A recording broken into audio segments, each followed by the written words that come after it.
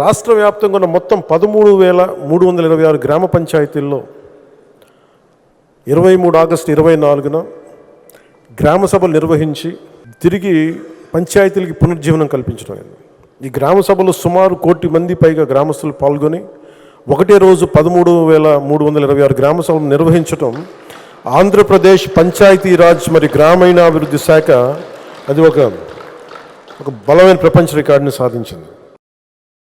మన government of India ఈ పంచాయతీరాజ్ శాఖ కూడా ఆంధ్రప్రదేశ్ తాలూకు న్యూస్ని కట్ చేసి అక్టోబర్ 2న గాంధీ గారి జన్మదినం సందర్భంగా అన్ని దేశంలో మొత్తం గ్రామ సభలు మీరు చేయాలని మన ఆంధ్రప్రదేశ్ తాలూకు ఈ 13,326 గ్రామ పంచాయతీలను మనం ఒకటే రోజున ఎలా చేసాం, దీన్ని మీరు తీసుకోండి అన్నట్టుగా వాళ్ళు ఆర్టికల్ మరి పోస్ట్ చేసి మరీ పెట్టారు.